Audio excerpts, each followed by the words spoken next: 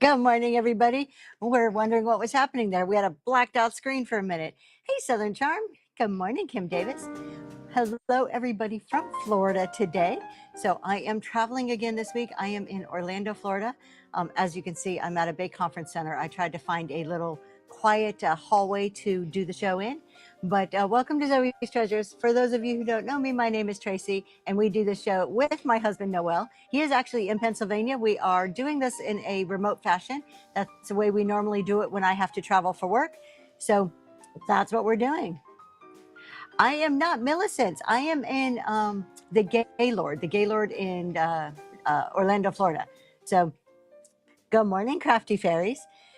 We got here yesterday, and let me tell you, normally the flights aren't usually that bad. They're delayed. They got a lot of flights canceled.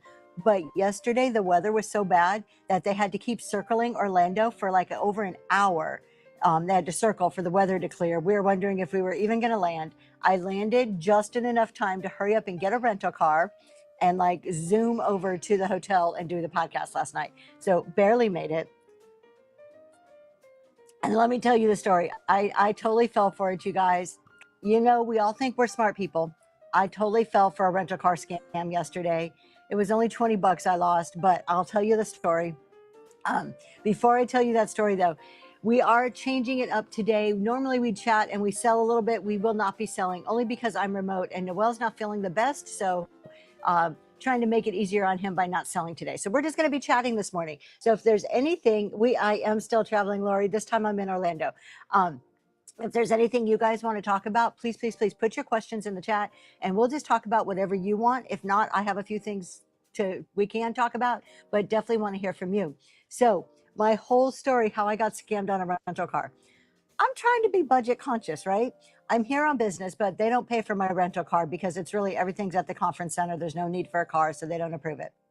But I brought Zoe with me. I brought my daughter with me. So I'm like, okay, I need a rental car in order so we can go at night and go do things. I get online trying to be budget conscious. I go to hopper.com. Nothing wrong with Hopper. I booked flights through Hopper before. I get on for a rental car. I see a rental car from the airport for $21 for 4 days. I'm like, that's a little too good to be true, but you know, it's $20. If I lose it, I lose it. Let's go for it. So I booked the reservation for $20. It was a car company called Economy. Never heard of them. I'm just like, you know, 20 bucks. I spend more than that on a pizza. Anyways, I get to the airport finally, go downstairs to where all the rental cars, there's no Economy rental car anywhere. It's not there. So I'm asking around. They're all, oh yeah, you got to get an Uber and go down the road and pick it up. And I'm like, okay, forget that. At this point, I was running late. So I end up getting a real rental car. Just word of caution, $20 rental cars may exist, but it's going to cost you a lot more work. It wasn't worth it. We go back to how valuable is your time, and you're using your time in the most efficient manner. That was not my most efficient manner last night. So I end up paying a lot more for a rental car, unfortunately. But that's my entertaining, for what it's worth, entertaining story of my travel yesterday. You guys, thank you so much, Taco Cat Lady. I appreciate that. Your husband did that once, and then we got there. Yeah, like there's some crazy stuff. I'm just gonna good morning, Tober. I'm just gonna start going to the normal places I rent from and just rent my stuff and not try to save a whole bunch of money like that. It was not worth it. You guys, PA meetup. Yeah, I know you're sick of hearing about it, but I'm gonna keep talking about it all the way until the date of the meetup.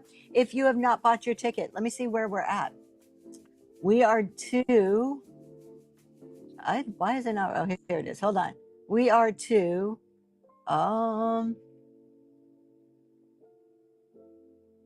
they not in here? Uh-oh. Do we not have PA meetup tickets in here? Okay, can you throw them in here just in case?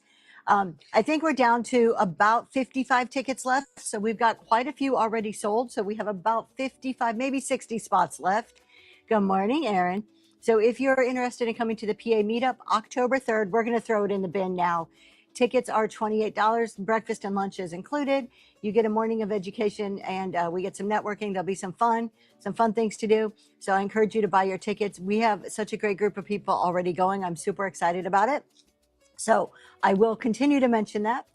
And you know what? I don't know. I don't think I pinned my right notification button. Oh, there it is. He just put it in there. It's there now. And I'm going to do the back call. It is in Harrisburg, Pennsylvania. So it's not too far from an airport, not too far from a train station. There's hotels around there. Good morning, the Polish Picker. And if you guys like to do antique shopping, Lancaster, this area up here is like the antique capital of the world. There is so much. You can absolutely make a like huge sourcing weekend out of it. And just coming to the meetup is tax deductible. So, all right. Next thing, we got some new stickers, you guys. My husband's been hard at work and he designed some stickers. They are in the bin, but we have our Build the Business, Not Just the Show sticker. So those are in the bin. Those are brand new. He designed those. Those are pretty cool. I'm excited about those because, you know, that's kind of our thing and our motto and what we talk about all the time. And then he also designed some CEO challenge stickers. And we're not huge sticker people, but I like these because they represent who we are and what we do here on Whatnot. So both of those are in the bin if you guys are interested in any of those.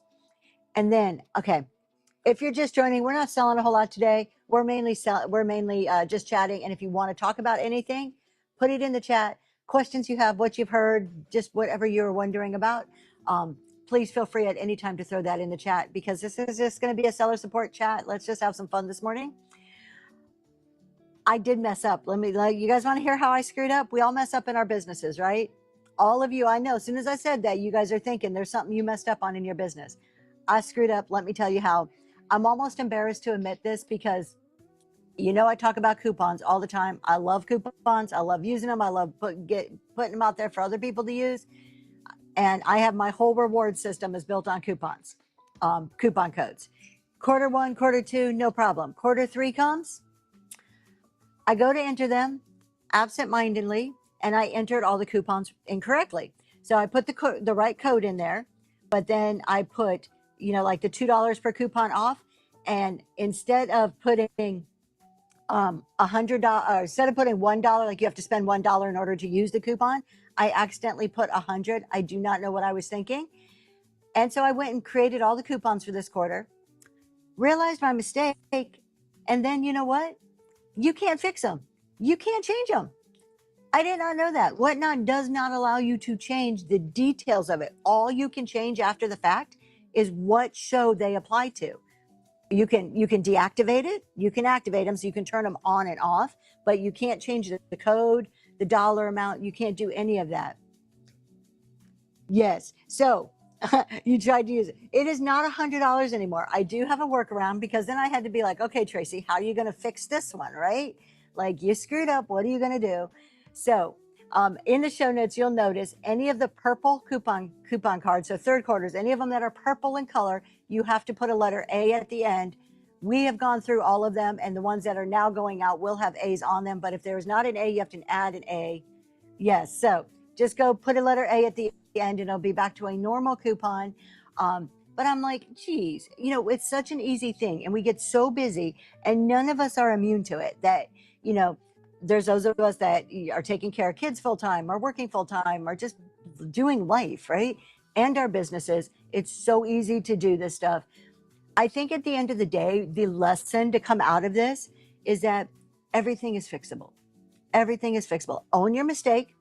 You know what? It's a learning experience. I need to slow down, take a breath when I'm putting in things like that can't be edited. It's a learning experience. We all make mistakes, and it's fixable. It's not brain surgery. Nobody died. Nobody got hurt. We fixed the problem and we move on. Now, I don't say it to minimize making mistakes, but we tend, I know I do, and I'm thinking, good morning, Swamp Chick. I'm sure some of you guys could identify with this. We tend to beat ourselves up so bad over stupid little mistakes, little things that are easily fixable. But we're like, if we're not perfect, that is the end of the world. And, you know, God help everybody because we made a mistake. How is my sound so good? Josie, we have a microphone. So we use microphones for all of our shows. And we'll switch. Tell us about the mic on your shirt. All right, let's see if I can. Oh, I've got the other half of it holding my my computer up over here. I got this all rigged up over here. Let me see if I can show you. All right, I can't disconnect it, but I can kind of show you what it looks like from the case. Let's see if I find it. Here it is. So it looks like this. And then we have this one that would normally hook onto like a soundboard, but then we have another piece that hooks into the phone. And then these are the microphones, and they're just little lapel microphones. Honey, what's the brand of this? What did you buy? What is it? Holly Land. Or Holy Land. Is it Holly Land? Yeah, put a day in it. It's fixable on the coupons. I mean, everything's fixable to some degree, right? So he'll throw, there it is, Holly Land. We love them. We think the sound's really great. I like to travel with them because they're super easy, but we use them at home too. Here's the thing with the with the microphone. He's going to talk to you while I fix this. Yeah, it's Holy Land, and I've used it in professional productions, so I recommend it. Swamp Chick, what you missed is I screwed up all my coupon codes, and I realized that we can't fix them. We can't edit them. I did not know this. I have since learned it's not the end of the world. Anybody, if you have a purple coupon code for me, a purple rewards card, you have to put an A at the end if there is not already an A. And anybody who will get them in the next couple of months, you will see a handwritten A. My daughter had the pleasure of writing an A on about 850 cards. So she was not happy with me when I told her to do that. Josie, what did you get? I don't know what you got. You got to tell me. So we were talking about microphones. This is something that is not necessary for whatnot. You don't need it when you're first starting out. That's probably the least of your concern. But as you start to move forward in your business and you start to grow, it's something that I would put on your list of considerations. Think about this. Oh, a ticket. Yes, Josie, you got your ticket. I cannot wait to see you. I want you guys to think about this. When you're selling, you're standing up here, you're doing your thing usually, right? You're talking. And then where's your stuff? Your stuff's usually behind you. So if you don't have a microphone and you turn around and you're doing this over here, nobody can hear you. But with a microphone, if I turn around and I go back here to get stuff, I can keep talking and you can hear me clearly. So that's the importance of having a microphone. It keeps that continuality. It doesn't muffle your voice. So just, again, not an absolute necessity. Hold on, I got to get my chair right now, you guys. Not an absolute necessity, but it does add a little bit to the experience if that's something you get to a point to invest in. And they're not that expensive. Like, how expensive are these microphones, honey? If you buy the one for the phone, I think they're about $50, $60, depending on the kit that you buy. And there's a question. They have a background noise reducer that helps with whatever environment you have around. I mean, if you have a very loud environment, it's going to be kind of hard, but it does help. So if you have some other noises, like right now, she's in an open area and you can hear her very well with minimal echo. And earlier she was close to an air conditioning unit and it was blocking the noise very, very well. And like right now, right back here to my side, there's a water fountain and it's making a loud humming noise, but I don't think you guys can hear that. So I do think the sound is better. If you're continually facing your phone, or if you're doing jewelry and your phone's right here and your jewelry's right here, that's not a problem because you're like right in front of it. But when you're turning around, when you're walking around, the microphone helps. But also think about this. For those of you, the microphone, if you're opening bags or bringing bells or anything like that, it's going to pick that up and magnify that. So that could be a downside. Also, we talked about background noise. Selling racks of clothes, 100%. Yes, because you're constantly having to go and get the clothes. All right, what am I missing? He's telling me I'm missing something. Honey, what are you trying to tell me? He does this. He's like,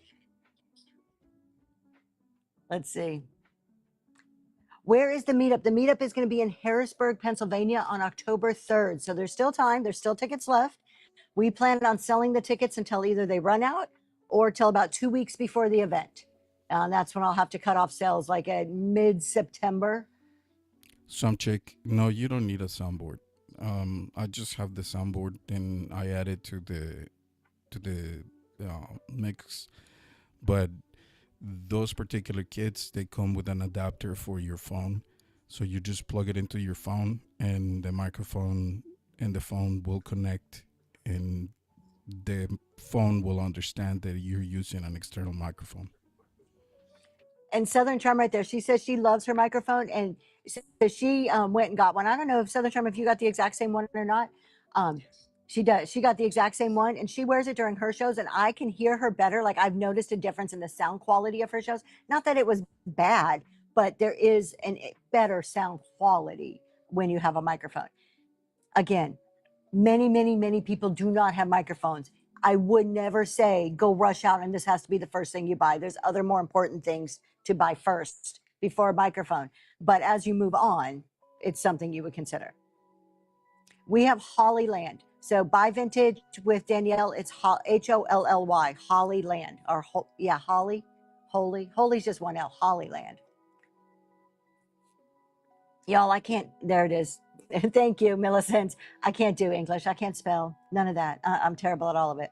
Um, you recruited your friend from P. Oh, well, that's cool.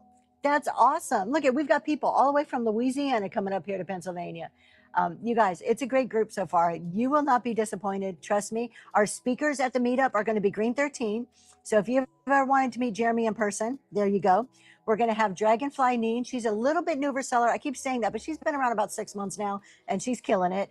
I Love Discounts is going to be there speaking. I will be there. Scuba Stevio will be there. Here's the thing, you guys. If you ever watch Scuba Stevio's show, you know he doesn't show his face. You want to see what he looks like? This is going to be one of your only chances because he never goes in front of the camera.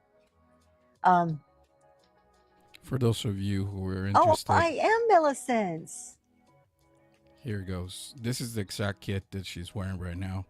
It's a little Okay, he's going to show you.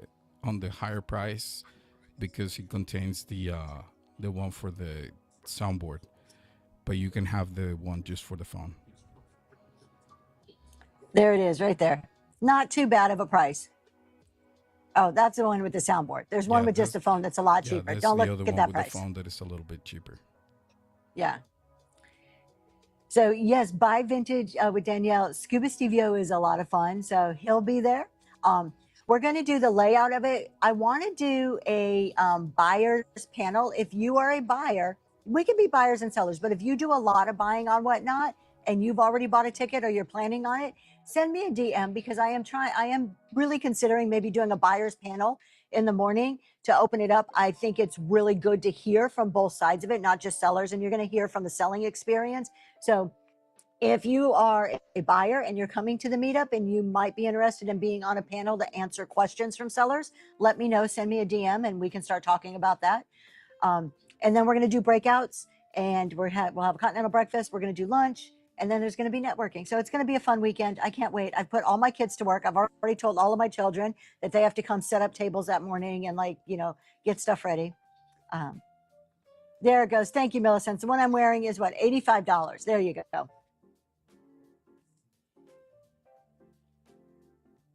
Good morning, Old River. All right, so we've talked about how I messed up my reward cards. I know, I got an email from somebody. Oh, quick question. Let's see, quick question. A week or so ago, we talked about psychology, but you said a specific word for the ooh, there's a lot of them. Let me think about that.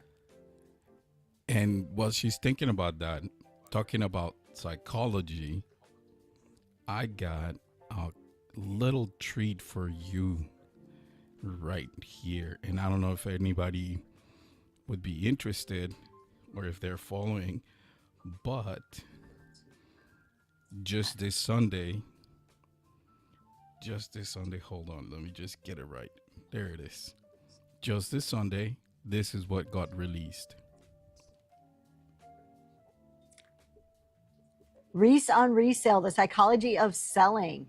This is Jeremy of Green 13's personal YouTube, where he'll be releasing his Sunday chats to his YouTube. So he does talk tremendously about the psychology of selling. So if that is something you're into, highly recommend. So There it is Reese on resale. You can go ahead and subscribe and bookmark. Okay, what you were talking about by vintage is arbitrary cohesion. So this is a coherence, sorry, arbitrary coherence. This is when you take two items that are unrelated in some degree and you remove the arbitrary factors. So if I was going to sell my coffee and my mouse, and what you want to do is take the higher priced item first. So you're using the higher priced item to one, set an anchor in somebody's mind of pricing, and then you're selling the lower price item afterwards. But you're taking the attributes of the high priced item and applying it to the low priced item so that it increases the value of the lower priced item. For instance, and it's going to be hard to do. These are super unrelated. I implemented it. It is work. It works. I'm telling you, you guys, I know some of this sounds hokey, and I know there's other people out there saying, now the psychology, it's stupid. Now just sell your stuff.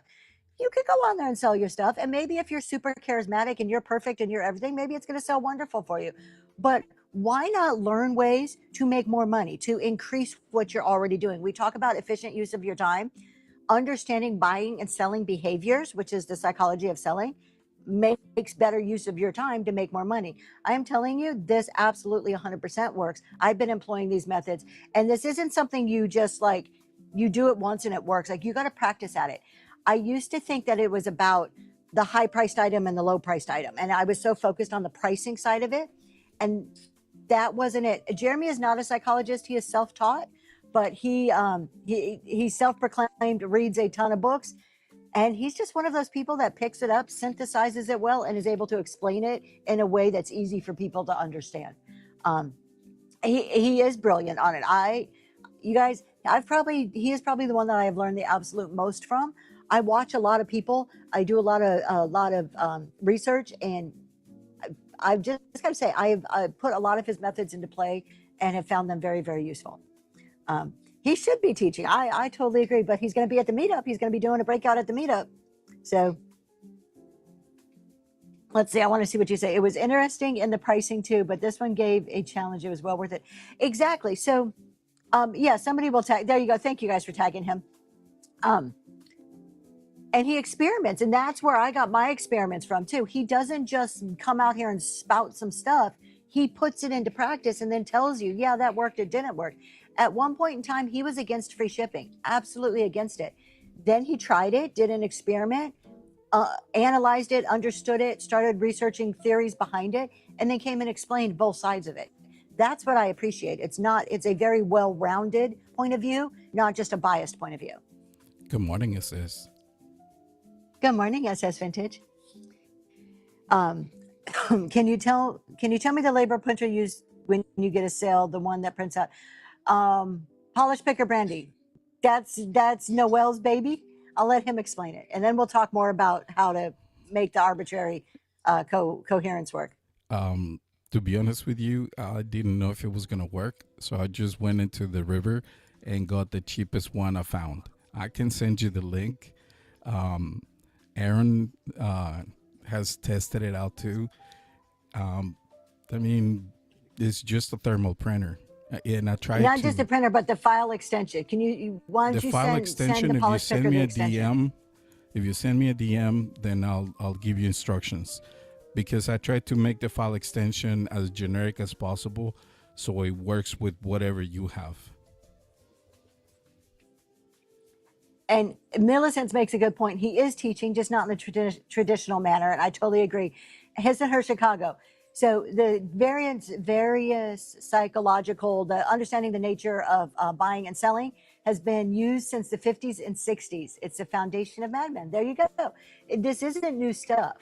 None of it is brand new. All of it has existed. He may give it different names or explain it in a way that's easier to understand, but that's not, new stuff.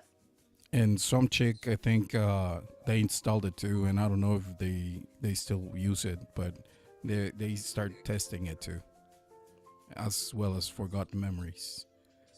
I don't know if they still use it. So this is not the best example whatsoever, but I'm using what I have in front of me. So if I were to sell this coffee, and let's just say it was something spectacular, it was the best cup of coffee in the world, and it went for $80. And I told you all about this coffee and how I remember when I was a little kid, my dad would sit there. I would come down on Sunday mornings and I would see him at his computer hunched over and he would have his coffee. And this just reminds me of my childhood. And I'm telling you this whole story, right? And you're remembering your dad or your granddad or an uncle or something, and you're connecting with that. And this cup of coffee goes for $80. I then pick up something else that I would expect to sell for less money. Maybe something, that is unrelated. What I want to do is make those as related as possible. It's not just about the price. It's about how you explain it and how you connect to those items, how you're removing those arbitrary factors from it. So I would then pick up the next item and I would say, and he would hold that mouse. Well, I would remember my dad, thank you, my love, holding that mouse. And I would talk about the mouse and try to bring that mouse into that same memory. So I'm removing arbitrary things from it. That's kind of a bad example. It's easier if you have 2 pieces of milk glass or 2 pieces of glass or something that has something in common. But that's how that works, is taking a higher value item and then removing the arbitrary factors for the second item, and it increases the price on the second item. It's not easy to do. I'm not one that's like think quick on my feet. I need to think and kind of plan things through. So to help me with this, my items are set in a specific order. It may look random that I'm picking, but I'm like, okay, what's coming next after this, so I can make that connection. So to illustrate her example, let's say, for example, that the mouse mostly it's got 2 buttons and you can use it whether you are a lefty or a righty. So you can use the right or the left hand. But you have 2 hands. So what will be better to have on the other hand than a really warm, nice cup of coffee to wake you up in the morning, and you start removing all those discrepancies that are between them to start tagging them and connecting them together so you can make the sale a little bit more inclusive. So think about it. If you're selling Swan stuff, you'll see me do this all the time. Or glass. Perfect example. If you were at my Glowy Glass show on Saturday, I picked up a piece of Amberina glass. There's a Moon and Stars Amberina banana boat. It went for a pretty decent amount. I immediately picked up another Amberina piece and I started talking about the characteristics of Amberina. So that's kind of it. The biggest psychological edge you can have in selling is relationship. 100% agree. Totally agree with that. How do you build good relationships and how fast can you do that? Yep. For those who don't know, I Love Discounts blocked me yesterday. They don't want to talk to me no more.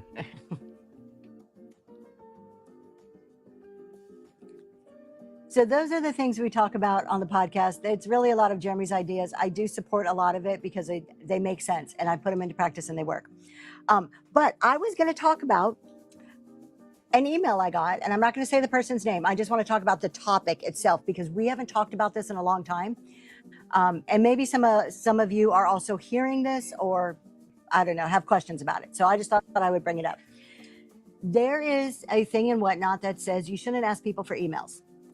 This has been misconstrued, and I have nothing against community hosts. I have the utmost respect for the majority of our community hosts.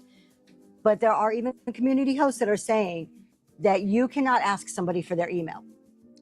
There is nothing in Whatnot that says that. Nothing in Whatnot that says you cannot ask for an email. Where it talks about email, and we will bring it up and show you in help.whatnot.com, what it says is it's talking about safe practices and it's talking about taking transactions off the platform. It specifically says, and can you bring that up when you have a chance? Can you find that for me? It's specifically talking about, all right, so let's scroll down a little bit.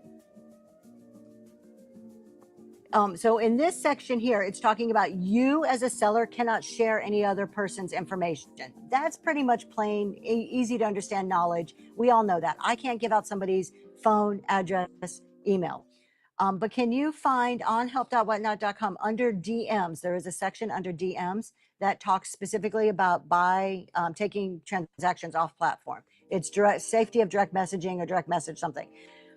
What it's talking about is taking anything off platform. The language, and we'll pull it up on screen, specifically says that you cannot ask somebody for their email to take a transaction, buy, sell, or pay for off the platform. Nowhere does it say that the delivery method cannot be by email.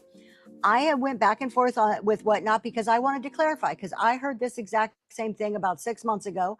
I got a little worried. I sell digital products that I deliver by email. So I'm like, I better find out what the deal is and make sure I'm on the up and up.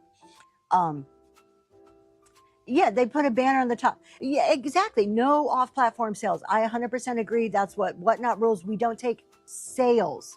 That means the processing of the money, anything that has to do with the processing of the money has to stay on the platform right here. So this is what this actually got sent to me. This clip here, this is from help.whatnot.com as the example that this person was given on why you cannot ask for an email. But what I want you to do is pay attention to the messages here. The second bullet point says, don't share personal contact information to move transactions off platform. This includes phone numbers and email addresses. Okay, they're just looking at email addresses, but they're not reading to move transactions off platform. Then you go, hold on, can you pull it back up? I want to look at the next one. Report users who ask to move transactions off platform. So again, when it talks about the emails, it's talking about moving a transaction off the platform, not about asking for the email itself. Delivering something by email is no different than delivering something by USPS mail. I get your address, that's personal information. I get your email address, that's personal information. The delivery method is approved. I went back and forth with Whatnot about 6 months ago. I did get an email that said it is okay as long as you disclose that you will be asking for the email up front. As long as somebody knows that, hey, if I purchase this is going to be an electronic delivery, then it is allowed. If somebody ever finds something in Whatnot that says electronic delivery and asking for an email to make something electronic delivery is not allowed, let me know, because I will stop at that point, because then it would be against terms of service. But right now it's not. So I don't know if you guys have heard this. Let me know your thoughts. I'm going to answer this question really quick. For tax purposes, how do you determine the value for the items that you don't have a receipt for? So that depends on how you got them. The easiest way, if you don't have a receipt and you bought something personally, it was from your closet, try to remember, do your best guess, be conservative. If you're like, look, I got this 20 years ago, I have no freaking clue how much it cost, do a thrift store value. That is the most conservative. Are you going to cut yourself short? Yes, but it is the most conservative and the one the IRS will never question you about. Like from a yard sale. If you have something that, okay, so if it's from a yard sale, if it's recent and you bought it, you know what you paid for it. Keep a logbook. So anytime you're doing estate sales or yard sales, keep a logbook and just write it down. Then you're creating a record of the purchase yourself. That's totally acceptable if you were ever to be audited. If it's something you bought from a yard sale years ago, let's just say it's I don't know, it's a Fenton bowl that you happen to pick up. You don't remember how much you paid for it. I would go to, what can you go to Goodwill and buy that bowl? If you saw that bowl sitting on the shelf, would it be $5.99, $9.99? And use that price if you absolutely cannot remember.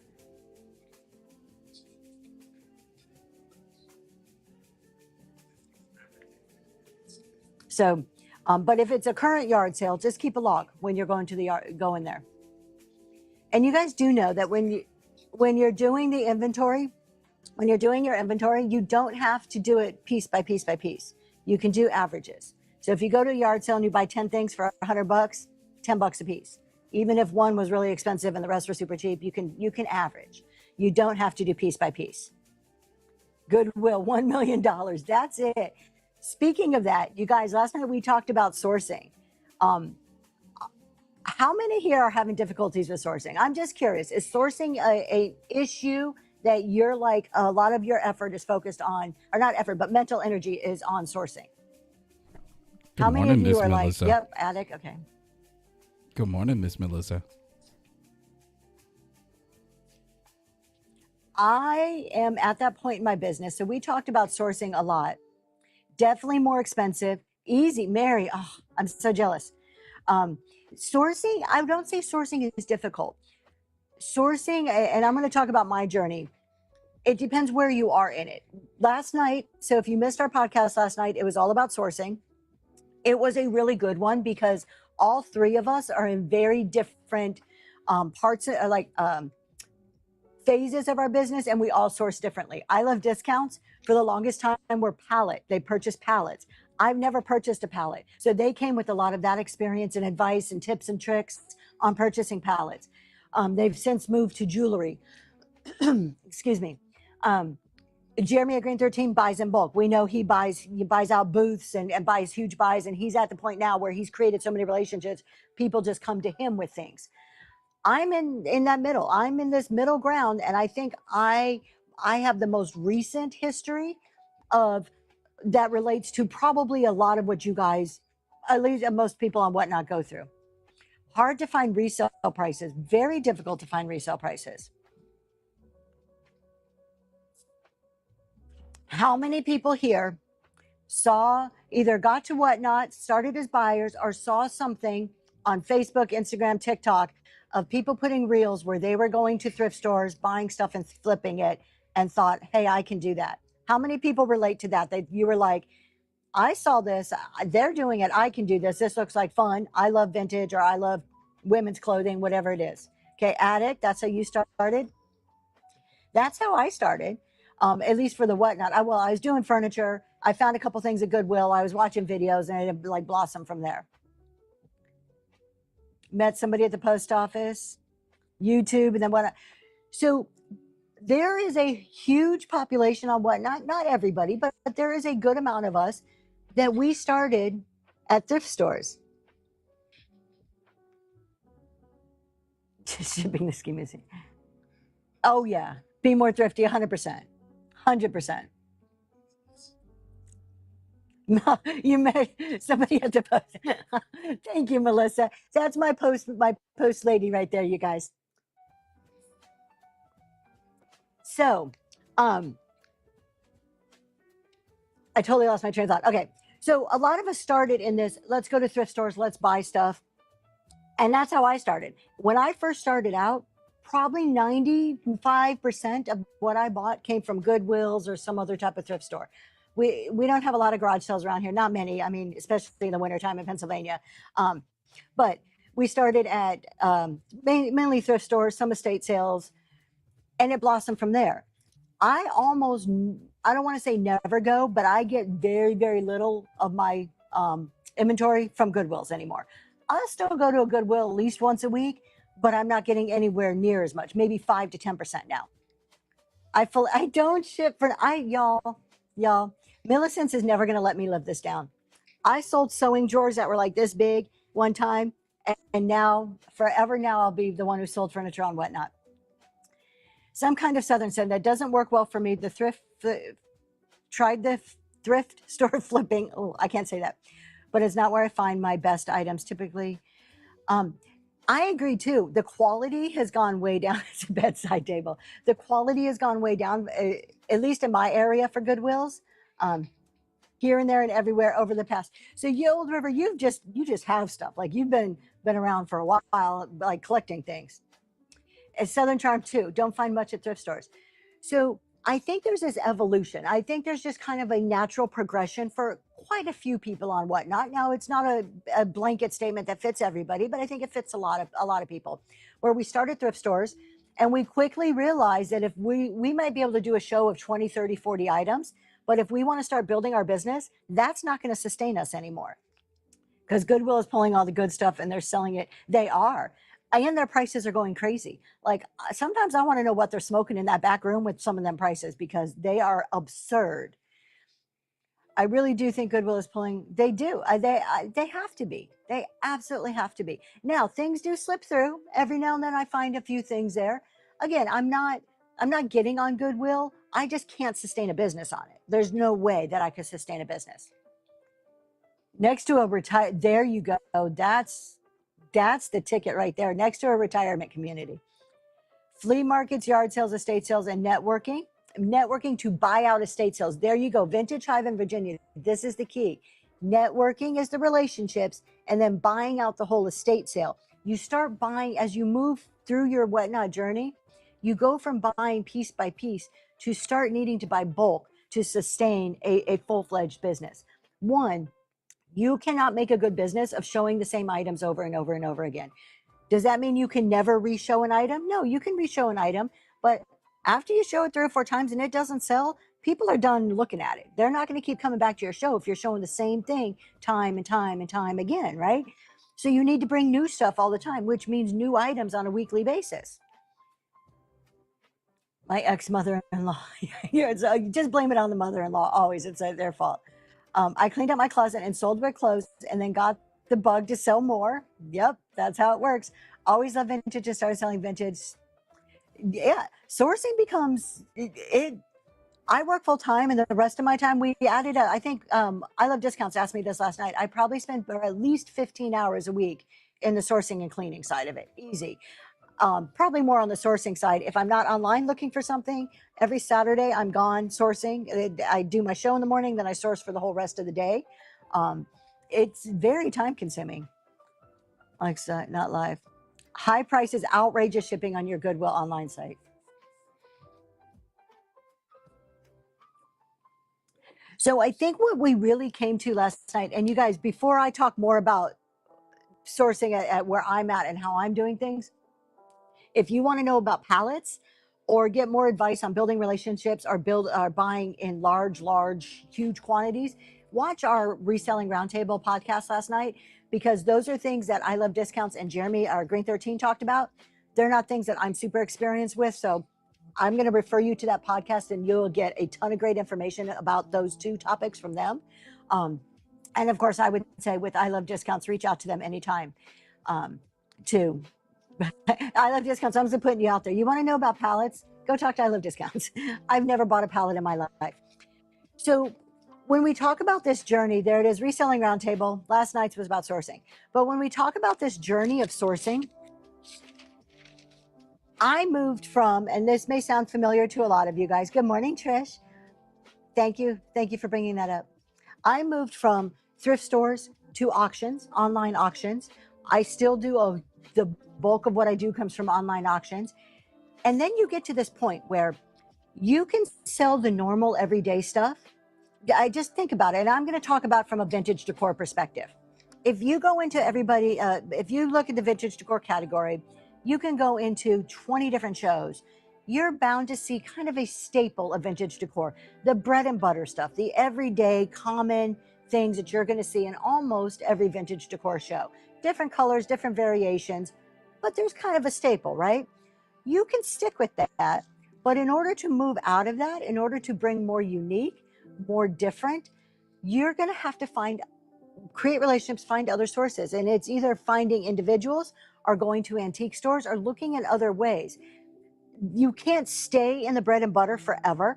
Does it, bread and butter just in the term itself is probably the wrong term to use. You're never going to set yourself apart. His and Her Chicago shop, they were commenting earlier, very unique high-end glass items. Do they have some glass items that are a little more common? Absolutely. Do they have a lot that are very, very unique and you're not going to find them on most of everybody else's whatnot stores? 100%. That's what sets them apart. That's what they become known for, their niche. And eventually, you have to start to get to the point where you're bringing something different if you want to set yourself aside from everybody else. Online, Josie, why do online auctions confuse you? I'm curious about that. Old River Trading Company. Goodwill is no longer selling jewelry in their stores, and they are now in the process of no longer selling book. Really? That's very interesting. I wonder why. Is it just all going online, or is it too time consuming? Those are items that I would imagine would be very time consuming items, so labor intensive items. Good morning, Thrifty Cottage. Oh, it's all going online. Okay. Makes sense. Everything's moving online. So, and I don't really have a point of where I'm going with this. I'm just kind of recapping last night. So in my journey, it's gone from thrift stores to auctions to going to antique stores, supplementing here and there a few pieces from thrift stores or yard sales when they're there. That's absolutely not a main staple for me anymore. The problem then comes in. How many of you think that you can grow your business just by going to antique stores? How many pieces a week can you actually buy from an antique store? Think about it. Because we see this online a lot. We see everybody posting, look what I got today, look what I bought here, look what. It's great to see it for one trip, but do you really think that you're going to be able to grow your business? Your thrift stores are going live on Whatnot. I just got overwhelmed with how they work, and it all seems different. Some are local, some are not. They are, Josie. They're not really that hard. Look for the ones that are local to you. Start there, and then you can branch out. I almost never do shipping for online auctions unless it's like ephemera or something very, very light, because I don't want to pay. The shipping's crazy. It's not like Whatnot shipping is very expensive. So when you think about it, and I want to put this in perspective into real numbers. My mall would be very hard. Exactly. You have an antique booth and sourcing it at the mall, it would be hard to make a profit.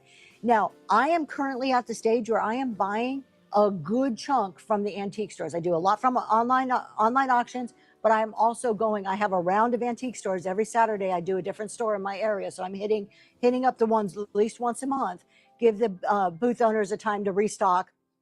And to put this in perspective, I'm selling about 150 to 175 items a week right now. That's not a lot. Some people sell that in one show. So I know I don't say this like, look at me, because it is not a huge number. Many, many people sell more than that in one show. But that's 150 to 175 a week. Thank you, my love. I'm not ignoring you guys. I'm going to come right back to these questions here. So that's that many that I have to go and get every single week. That's hard to do at an antique store in a few hours.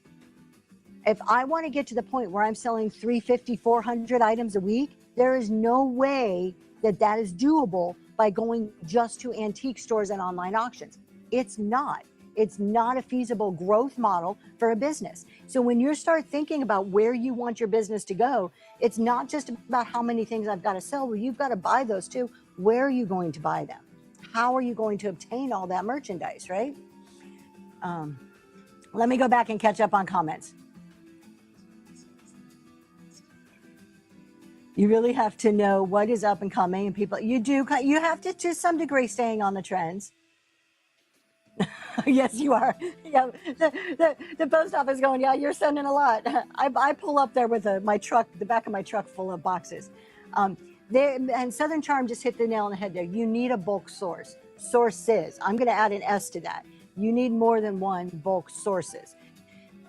It can't be, and I'm mainly really focused on vintage because I have yet to find vintage in pallets. I Love Discount says it's out there. I have yet to see it in my area. So for me in vintage, it's about creating relationships. It's about finding sources that while they're buying, doing their business, will call me and say, hey, Tracy, I've got some stuff here. Are you interested in buying? And now you start going from the onesies, twosies, or going to the, each antique booth and picking up stuff. And now you're moving into larger, higher quantity purchases. And the gas has yeah, absolutely. Oh, River, yeah, that's great. Gas has gone up crazy. I would love a pallet of vintage. If anybody knows about pallet of vintage, just tell me your source. No, don't tell me. We don't do that. But so I guess what I'm tying this to is thinking about where do you want your business to grow? If you're happy selling 20 or 30 items, if you're like, look, I'm in maintaining, I'm happy with this. This is my sweet spot for my business. Then maybe going to antique stores or thrift stores is a very viable option for you. But once you start hitting 200, 300, 400 and anything above that items a week, it's going to be incredibly difficult to source just from antique stores alone. It's not going to work. And I'm finding that now. So what do you do? How do you create these relationships? Anybody here an introvert? We talked about this last night. Who here would consider themselves an introvert, or if not an introvert, just I don't like talking to strangers. I don't like talking to people. Me. I said it on the podcast last night. I don't like people. You can quote me. I don't like people. Put my head down, mind my own business. Don't talk to me. I'll do my thing. I am totally okay chilling by myself. Like I do not need a big crowd around me. It depends on what day, the bird theory. I'm with you on that. There's certain days I'm more friendly than others. Absolutely. So it's difficult, right? The thought of creating relationships, that's a little nerve wracking. That's, and there was many times where I would not. However, I said this last night and I will say it again. It depends on how bad you want it. You will go step outside your comfort zone if you want it bad enough. So if your business, the growth of your business is something that is so integrally integral to you, or so important to you, you're going to step outside your comfort zone. The bird theory. It is easier to stick with just one type of product. Is it easier to stick with one type of product if you have more than one, like Vintage Burks versus Kitchen in the same show? No, I think so. This and some of that. I'm sorry, hold on. The bird theory. Just show up with a cup of coffee and she'll be your friend. So, I'm sorry, he's talking to me. What is it that you need, my love? You're interrupting me. He's interrupting the show, y'all. He's up here on my phone interrupting me. I have no idea what he just said.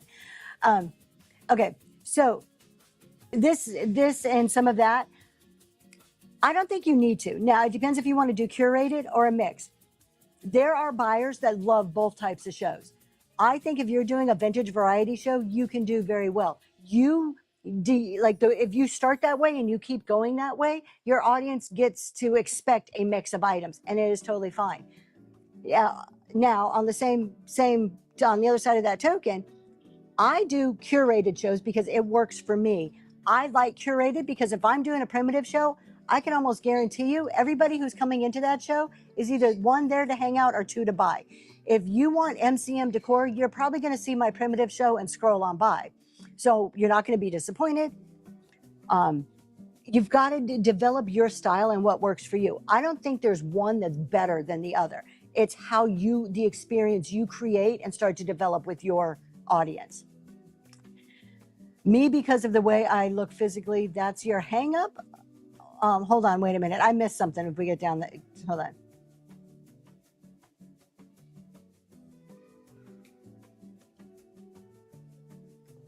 I'm outgoing, but I still need an outgoing. I am, but I still need outgoing when needed. Personally, I can live happily in a remote cave. Mary, I'm with you. We can go to a remote cave. You can have yours, I'll have mine. Every now and then we'll come out and wave at each other. That would be like ideal for me. Old River Trading Company, I do not know what you look like, but I'm going to say this in the nicest way possible. I don't care what you look like. And I don't say that meanly. If you're creating an experience in your room, I don't care. I don't care if you're old, you're young, you're beautiful, you're not beautiful, blue eyes, brown eyes, pimples, no pimples, gray hair. I don't care. I'm there for the experience. I'm there for you, not you and the products, not your physical appearance. See, and I don't think many other people are either. It's like me. I'm ugly but lovable. He said it and I married him, so. Sourcing like crazy now because once fall and winter comes, everything slows down. Planning your sourcing, that's another thing. Yes, I totally agree.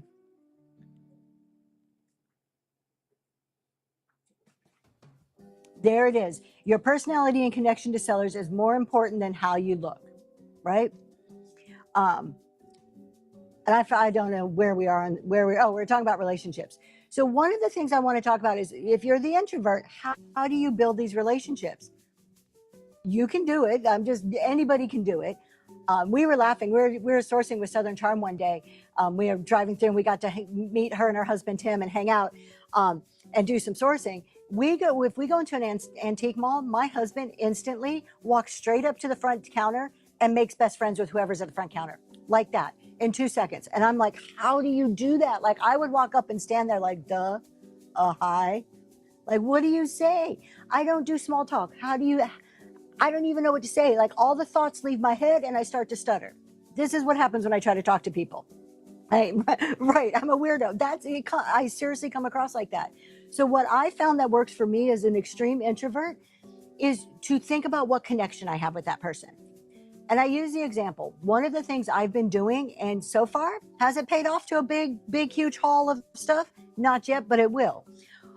Is when I'm at antique stores, I'm there every Saturday anyways, looking for stuff. I'm looking specifically for booths that have the booth owners working in them. Many of them are there on the weekends, restocking their booth, doing their thing. It's even better if you can go during the week, but I work and can't always go during the week. I specifically look for those booths, and then I go in those booths. If they're restocking a booth that I like to shop in, we already have something in common. We already have something we can talk about, right? We both like vintage. It's easy. So I look, as an introvert, I look for what can I possibly have in common with this person. And I ask them, hey, is this your booth? I love it. I have bought from you multiple times. You have wonderful stuff. What got you into vintage? Or ask a question or pick something up and say, like, this piece here is gorgeous. Where in the world would you ever even find something like this? And start talking about what you have in common. That has led to so many exchanges of phone numbers, I can't even tell you. Hello, retail.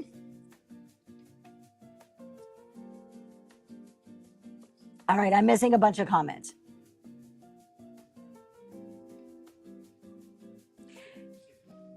They said you're adorable. Mary says you're adorable. I'm the only one on here that knows what. No, he goes on camera every now and then. He's kind of cute.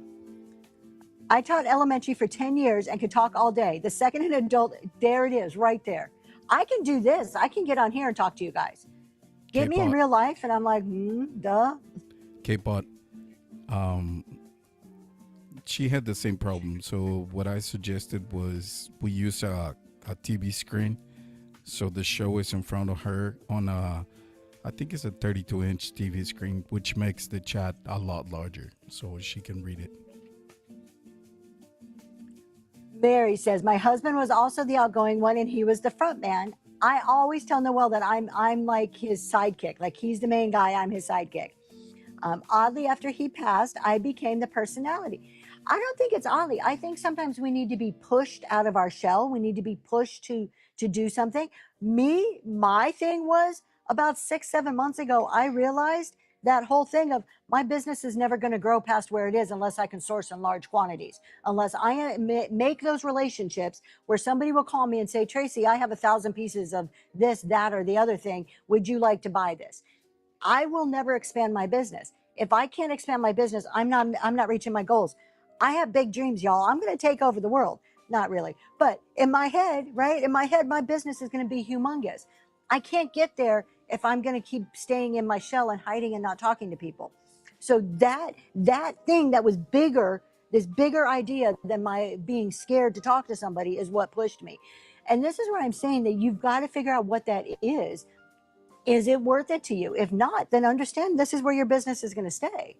You will never be able to source enough to grow unless you start making relationships. It's all about the relationships.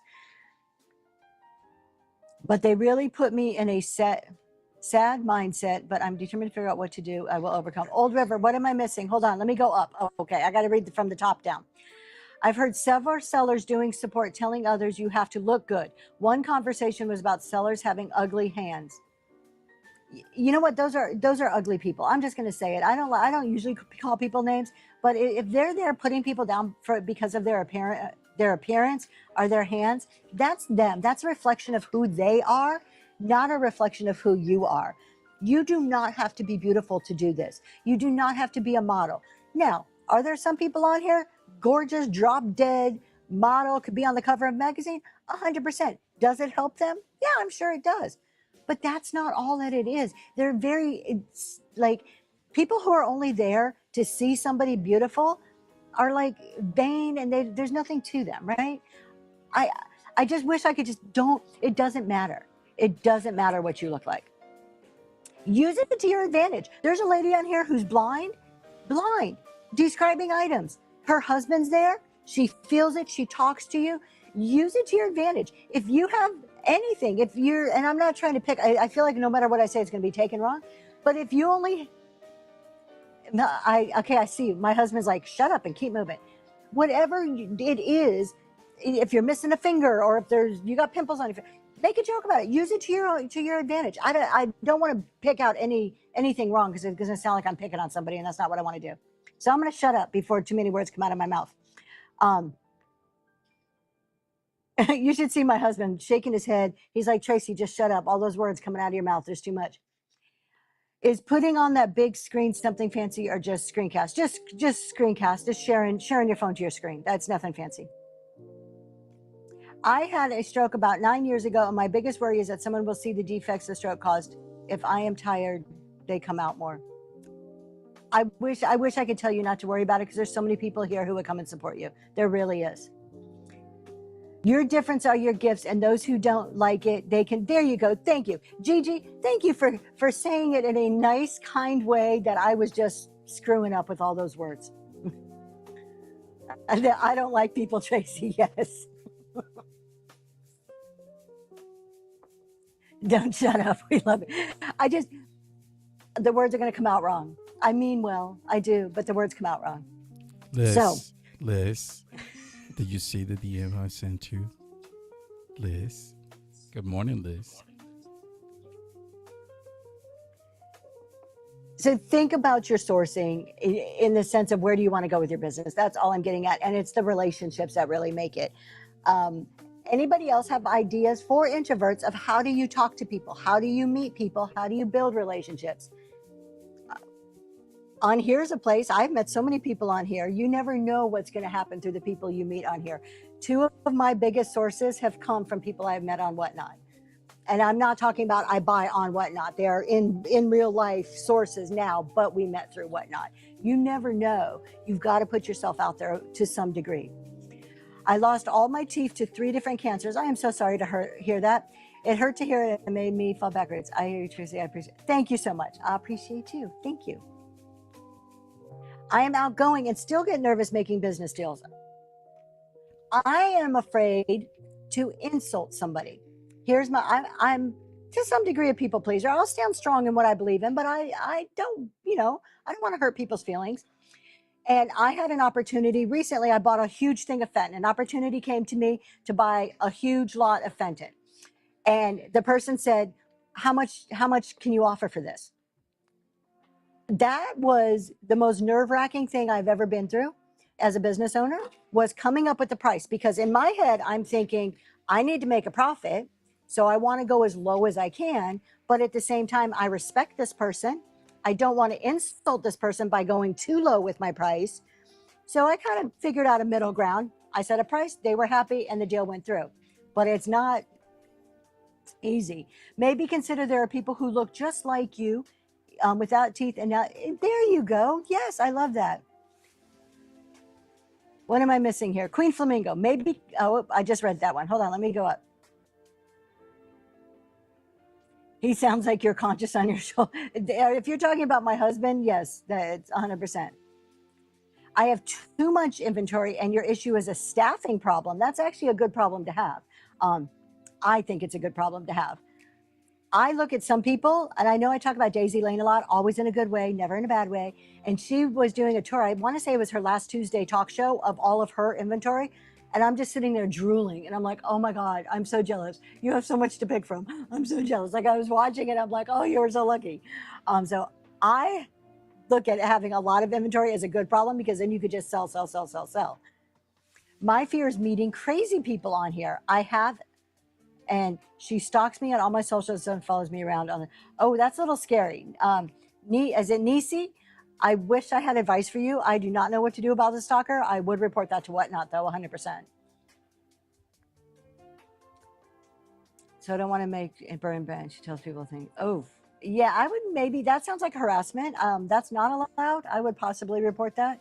I wish I could give you more advice. I haven't had to deal with that. I don't want to lead you down the wrong path. What does Crystal say? Crystal's vintage collection. You guys, real quick before I read Crystal's thing, CEO Challenge week 3 is tonight. Crystal is one of our participants. If you guys are not watching and following along on the CEO Challenge, what are you doing on Monday nights? 5:50 starts with me, and we will go through tonight. You're going to hear some more about their metrics and the challenge that they're facing this week. So Crystal says, people may initially be drawn. No, honey, tonight's week 3, next week is week 4. He's trying to correct me. I'm like, I know my stuff on that one. People may be initially drawn to pretty people, but will eventually land with real people. I love that. It's being real. Yes. Many of the pretty people are shallow. Some are. I'm not gonna some pretty people are shallow. Some people that aren't pretty are shallow too. But yes, I do agree with you, Crystal. I don't often I often have stained fingers. They look dirty, but they aren't. People still buy from me. There are buyers for every seller. Focus on you. Yes. And Liz, I saw your show the other day. Y'all, I don't know if you saw this. Liz comes on. She does Pansinki. Am I saying that right? Paints gorgeous, beautiful eggs, real eggs, beautiful, beautiful eggs. But she gets the dye and the paint on her fingers, and even you can wash it a million times and they're still there. So she'll come on and apologize for them, and I'm like, don't apologize. You're making art. Thank you, Old River Trading. Thank you for being here.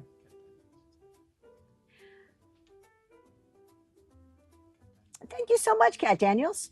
I don't do color very often.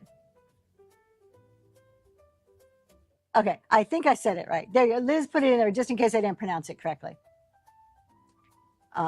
You guys, if you want to see something really cool, they're like real eggs, like eggs that she hollows out. You do hollow them out, right? I thought I heard you say you did that. So they're eggs, they're delicate, intricate designs, like intricate, gorgeous designs. You held up one just as an example the other day, and I'm like, run it. I'm thinking in my head, I'd buy that in a heartbeat. It was gorgeous. And she makes amazing soap.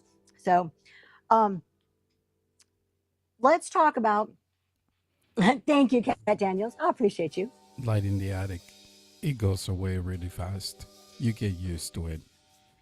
The stage fright is the number one fear, but it goes away really, really fast. Especially when you meet good people that make good conversation.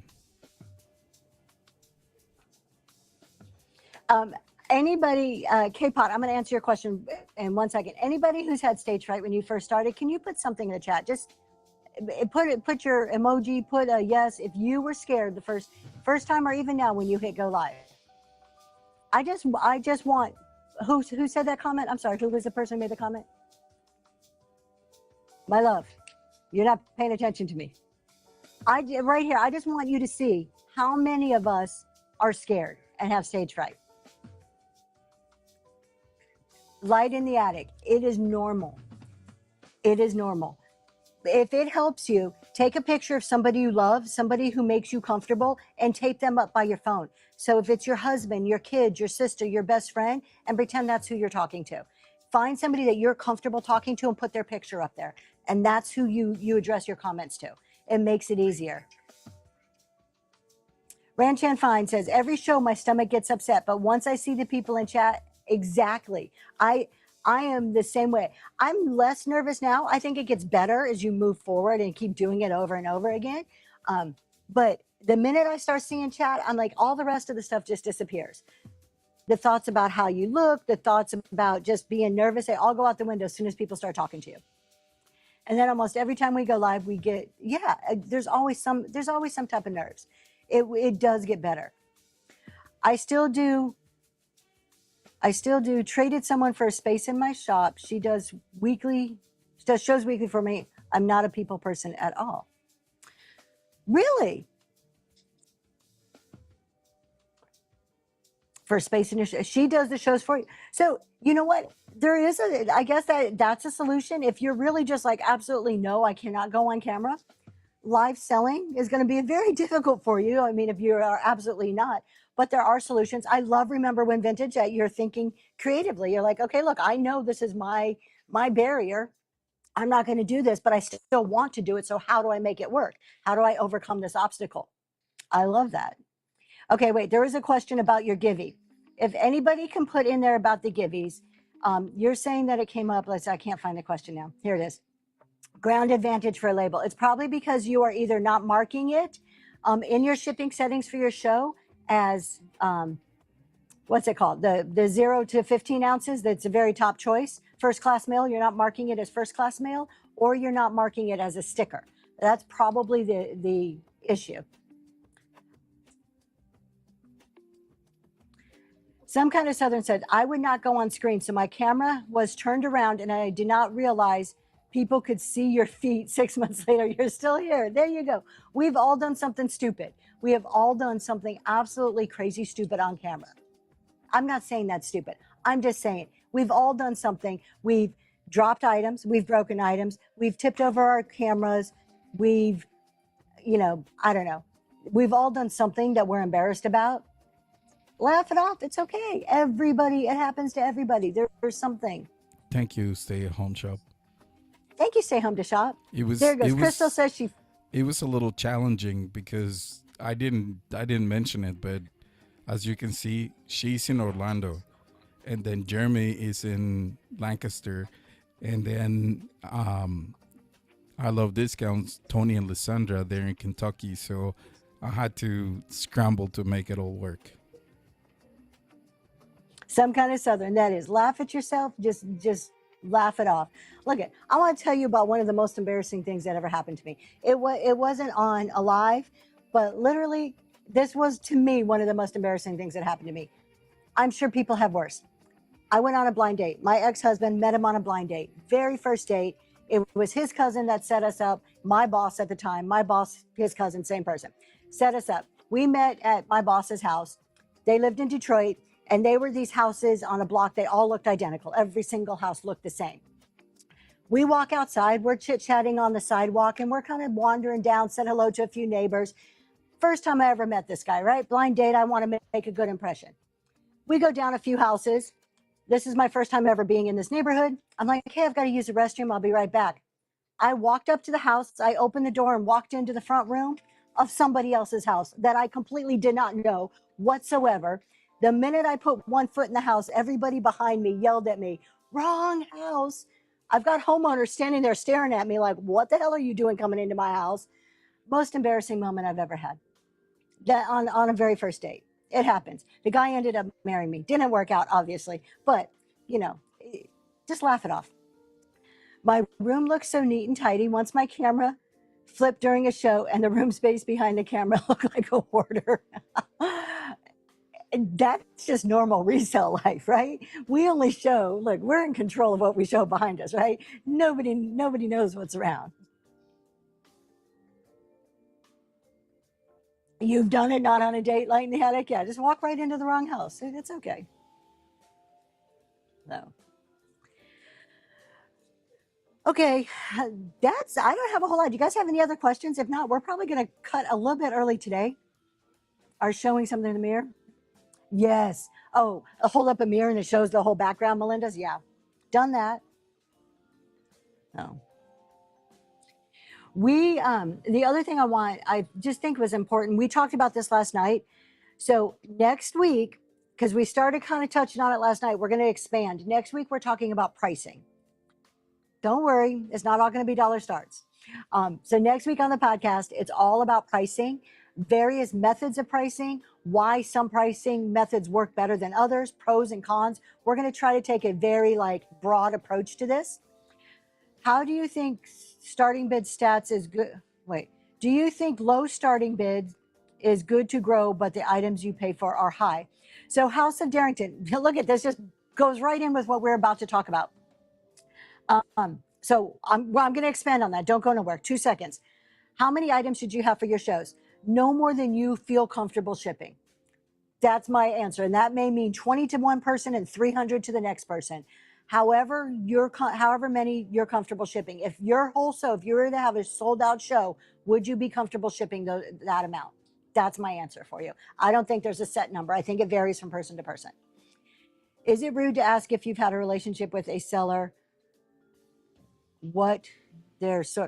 Is it rude to ask if you've had a relationship with who? I don't think it's rude, but here's the thing with asking for sources. I don't think it's anybody's business to tell you their sources, even if you know them very well. Now, in natural conversation, I'm really good friends with I Love Discounts. We also sell kind of different things. So they do some vintage, but we'll talk about sources. We're in different parts of the country. Our options are very different to each of us. But in general, I don't necessarily think it's rude. I just think it's not proper etiquette. Sources are hard to develop. They can take years to develop. Those are those relationships I was talking about. Those are things people hold close to their heart. go work on finding your own sources. And I don't say that in a mean way. I just mean it in a way of, no, somebody else's sources are relationships usually that they developed, and that those relationships aren't yours. You're not going to be able to use what they use. Should I start out with max or reduced shipping, or should I wait until I have more of a following? Okay, so let's talk about the price question that came up a second ago, and max or reduced shipping. First of all, if you're first starting out, my advice is to do buyer pays all for your first few shows, so that you get a base, so that you can see some data, you can understand your numbers, you know how much is being spent by your buyers in shipping, so you can make an educated decision on if you want to do reduced shipping or not. There is no way for you to make a good educated decision. When you decide to do reduced shipping, what you are doing, you're saying to yourself, okay, I'm going to assume a certain amount of cost on shipping. How can you say that if you don't even have any idea what the shipping cost is? So I don't think the number of following, most people think of this backwards. Most people think I can't do low starts and I can't do reduced shipping unless I have a bunch of people in my room or a large following. That's not true. You do low starts, you do reduce shipping, and you get the people in your room. They have it backwards. It's doing that first, the low starts, the shipping, that brings the people. It's not the people come in and then you have it. So a lot of people, I think, look at it backwards. Jeremy touched on this last night on the podcast too. The same thing. Somebody asked him, well, you get 100 and 200 people, 300 people in your room. Of course you can do dollar starts and free shipping. He's like, no, I didn't always have those people. It's because I did that, I got those people. And that's a different way to look at it that you're not going to hear very commonly on Whatnot, but I wholeheartedly agree to it. Okay, so buyer pays for shipping, but still do low starts. So I'll tell you my theory on pricing. A lot of you have heard it already, but I am 100% convinced that low starts are the way to go. This is an auction site. Now, let me tell you what I'm just going to put it out there. This is an auction site. The theory behind auctions are lower prices, are lower starts for the majority of auctions. That's what people expect. Does that mean that this is a garage sale site or anything like that? Absolutely no. It means that you need to source properly in order to support the starting bids that you're doing. Might push free shippers. I do not think the algorithm is going to push free shippers. No, nowhere in the algorithm does it say it pushes free shippers, but I'll tell you what happens because they're doing free shipping. I know he's getting on me. Because you're doing free shipping, you're getting more activity going on, which brings more people. So back to low starts. That's the basis of auctions. We're going to talk about this in detail on Sunday night. So come there and you're going to get a lot more opinions than just mine. The lower the start is, you have reduced the barrier to buying. I speak a lot about reducing the barrier to buying. That means making it as easy as possible for people in your room to buy. So if you have all the people in your room, the lower your start, the wider net you're casting on people who may be able to afford that starting bid. If you're starting at $40, $50, you're reducing the amount of people who are even going to consider bidding on your item to begin with. So that's one with the low starts. The other side about the low starts is having an even amount. And when I say low starts, it doesn't have to be $1. Just because that's my preference doesn't mean that's what everybody needs to do. Low starts can mean 3, 5, 10. It can mean different things depending on what you're selling. My husband wants to say something there. And one thing that she's not mentioning is how much tolerance to risk you have. You're talking about going low starts. If you're going to a low start and you start selling very low, can you absorb those costs? Or are you going to lose your shirt and then you're going to be in trouble? If you have a high tolerance for that risk, then you have a little bit better of a chance or a window to be able to start at a lower price. But if you can't, then don't do it. It's not a good business strategy. You do as low as you're comfortable with. I actually just messaged somebody this morning about low starts. I'm like, do it as low as you're comfortable with. Forgotten Memories puts it really well. I think people get stuck on dollar starts as that's what you're selling the item for. And it's not. Most items go more than $1. That's not the goal. We want them bid up. Low starts cause that. Exactly.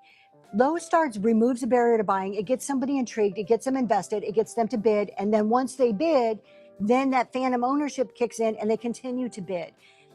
Is it going to work immediately? No. Is it going to work if you have sucky items and a bad experience? No. It's a tool. It's one piece of a much larger puzzle. You have to have all the other elements to go along with it. The endowment effect, there it is right there. That's the ownership there. If a seller pays all shipping, is it still $9.21? Just curious. It is for now until August 1st goes into effect, where if you're doing flat rate, you can cap it at $9.21, and then you pay any additional if you're making adjustments during the shipping process. So yes, if it's seller pays all shipping, is going to be the exact same cost to the seller as if you're doing buyer pay shipping. It's just that the seller's paying for it. So. And I agree with PT Grace. The max right now is $9.21 for the flat rate. But if I do a 10-pound ground box, it's going to be whatever Whatnot calculates that 10 pounds to be based on the zip code is what I pay. I think my issue is several of my items are too high and I don't get enough people in the room to count on getting bid up. And it may not. When you first, if you want to go to a lower start system, you have to be strategic about it. Don't put all of your bangers out there on the very first show you go to low starts, but you also can't put all your junk. You need a good mix of stuff. Maybe for every 5 like normal items, like mid-range items, put something a little more pricey, or maybe every 7. So it's, if you're going to put all your expensive stuff out there at the get-go, your very first couple of shows of low starts, you're going to lose your shirt. I'm not going to lie to you about it. You've got to be strategic. You've got to kind of build up to it. So do some mid-range with throwing a few higher end items in so your buyers know, hey, there's some really good deals here. And then as it starts to grow, and it will, more people will come to your shows. People will start to spread the word, and it's going to be like, hey, they've got low starts. You can, you get a chance at getting something really great. The bids will start to grow, and then you can start putting more and more higher end stuff in there. I've been doing this for over a year now, and it's taken me to about every 4 to 5 items that I have what I consider a banger item, something that I have paid a considerable amount of money for that I feel should be bid up, and it's working. So if you don't have the viewers, it's not going to sell for your goal in mind, and you have to be comfortable. You have to, yeah, why not? You have to be comfortable with that. You have to be. And if that's the case, I'm not going to put a swung bases out there. If I know I typically get 5 people in the room and I'm trying to grow my audience and I'm trying to get those bid prices up to get higher average order value, if I'm that seller at that point, I'm not going to put my swung bases out there. I'm going to put a few nice things and more of those bread and butter, those common things, and start to increase it a little bit show by show as my viewership grows, as I get more people in my room, as I'm starting to see those bid prices go up. You have to be strategic about it. And you have to market it. You talk it up. Tell people, hey, I'm going to have this banger. I'm, put a video on your thumbnail. You can't just have it and expect people to show up and bid high on it. It takes a lot of work on your side to build it up. And this is where a lot of people on Whatnot fail, is they don't want to do calls to action. They don't want to be cheesy salesmen-y. They don't want to be like, oh, go shop my bin, come to my show, bookmark me. Hey, you guys, don't forget I have a show. I want you to be there. They feel that's cheesy, but you need to do it. Aaron, I was going to talk about you. I do super secret surprise every 30 minutes. I grab a few things I can run at $1 and then run them during a regular show. Now almost full dollar starts. Tell you what, you guys, I got an email from a seller the other day. I could write a book on the amount of DMs that I get of people telling me, thank you so much. This works for me. Low starts, dollar starts, all one starting price, reduced shipping, whatever it is. I have so many, I can write a freaking book. I had somebody message me the other day who has recently gone to dollar starts and low shipping, and they had a 60% increase in profit over the last, I think it was 3 or 4 months. 60% increase monthly profit when they look back over the last few months, because of the changes they made, because of these things. I'm not just spouting this out like it's, some made up thing. These are actual proven strategies, but it's a piece of the puzzle. You cannot take this and say, oh, I'm going to do dollar starts and I'm going to be super successful. It's dollar starts with good lighting, a good experience, good shipping, quality items. It's a one piece of a much larger picture. And I think this is where people go wrong, is they hear people say do low starts or do dollar starts, and they think that's what makes them successful. No, you've got to look at everything. If you can't do a lower start on an item, it goes in the bin. Yeah, throw it in the bin. Absolutely. If you can't, that's why I have one item that I start above.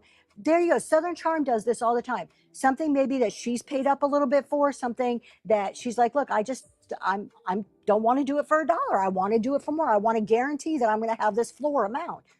All the rest of her show is like $5 starts or dollar start, whatever it may be, and then she has that one item, and it usually works out very well for her.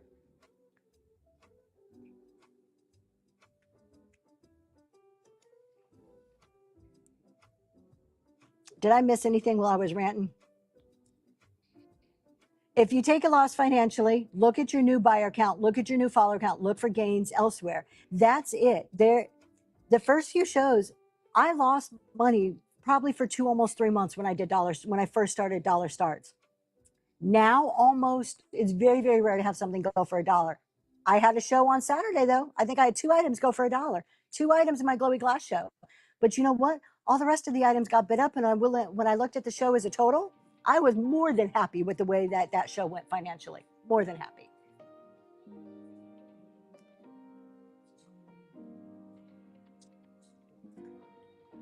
The other side of this comes, and I'm going to tie this back to the sourcing. I think I said this last week. The other side of this starts at sourcing. If you know what you're going to start an item for, no matter what that price is, if you know, look, I'm a $5 person. I'm just going to stick with that to make it easy and more applicable to a lot of people. I'm a $5 person.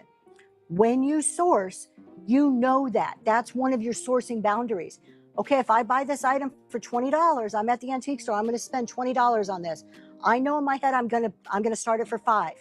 Is there a likelihood that this item has enough value in it that my buyers will see that value and bid it up well over that $5 to cover my fees and my shipping and whatever else that I have into it? You make that decision when you source it, right? And you can do that on an item by item or on a huge lot of things. I can look at 100 items and say, okay, there's a whole mix of things here. I know I'm going to start everything at $5. Some of it, now it's not going to get a bid up, but is the majority going to get bid up where I feel comfortable with the price that I'm paying? That decision doesn't happen when you sell. Yes, I'm in a hotel, like a big conference center. So I just found a quiet corner. It's mainly the workers are coming in back here. But Sunday, you guys, we're going to talk about this in depth. We're going to talk about starting prices. And look, I know I am not immune to it. I go in all the other chat shows. I listen. I love to learn from other people. There are a lot of people who are going to tell you, don't ever do dollar starts. You see it on Facebook. You see it everywhere. There's people who throw a chart at you and say, if you sell it for $1, you only get 40 cents. And they're assuming, what was that?